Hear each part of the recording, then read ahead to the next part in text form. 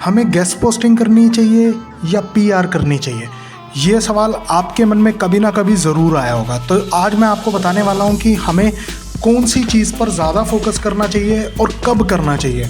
देखो, एक्चुअल में क्या होता है, गेस्ट पोस्टिंग में तो आजकल हर किसी ने अपनी ब्लॉगिंग साइट बना ली है। जिनका डीए अच्छा हो गया है वो लोग पैसे लेकर के आपका आर्टिकल अपनी वेबसाइट पर बड़े इजीली पब्लिश कर देते हैं, ठीक है। अब वहीं पर अगर बात करें पीआर की, तो पीआर ऐसे प्लेटफॉर्म्स होते हैं जो ज़्यादातर न्यूज़ से रिलेटेड होते हैं, न्यूज़ बेस्ड साइट्स। जैसे for example Hindustan times, daily Hunt, times of India, business India, economic times, ये सारे के सारे न्यूज़ आउटलेट्स हैं। एक तरीके से आप कह सकते हैं न्यूज़ बेस्ड प्लेटफॉर्म्स हैं। तो जो पीआर होती है उसका मतलब होता है प्रेस रिलीज़ या पब्लिक रिलेशंस, ठीक है। तो जो प्रेस रिलीज़ है वो आप प्रेस में ही निकाल सकते हो। प्रेस स्टैंड्स फॉर न्यूज़, ठीक है।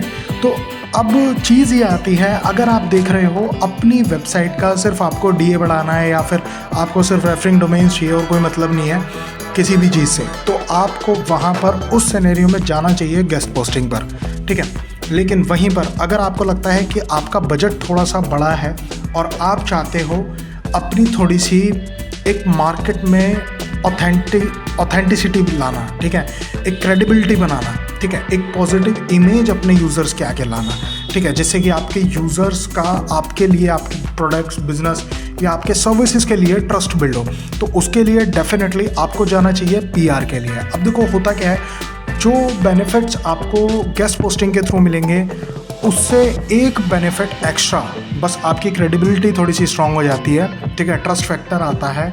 बाकी सारी चीज़ें आपको जो गेस्ट पोस्टिंग में मिलेंगी वही सारे के सारे बेनिफिट्स आपको पीआर में मिलेंगे।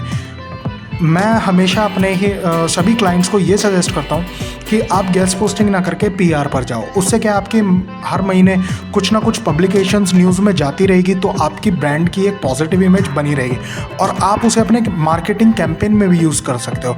जस्ट लाइक आपने हिंदुस्तान टाइम्स पर कोई भी आर्टिकल पब्लिश करवाया, जैसे कि कोई भी सर्विस बेस्ट इस लेवल पर हम प्रोवाइड कर रहे हैं ऐसे करके, या कुछ इस टाइप से, तो वो आप अपने सेल्स पर्सनस को दे सकते हो। वो अपने क्लाइंट्स को पिच मारते टाइम उनको वो चीज़ें दिखा सकते हैं कि सर देखिए हमारी कंपनी या हमारा बिजनेस क्यों अच्छा है और उससे बेहतर है, ये देखिए हमारे बारे में अलग अलग मीडिया हाउसेस क्या कहते हैं, क्या सोचते हैं। तो एक तरीके से आपके जो कन्वर्जन रेट है ना, उसको इम्प्रूव करने के काम आता है बहुत ज़्यादा डिजिटल पीआर, ठीक है। तो मेनली जो डिजिटल पीआर का यूज़ है वो यही है, ठीक है, कि आपको बस इससे ही एक थोड़ा सा एडवांटेज मिल जाता है, ठीक है।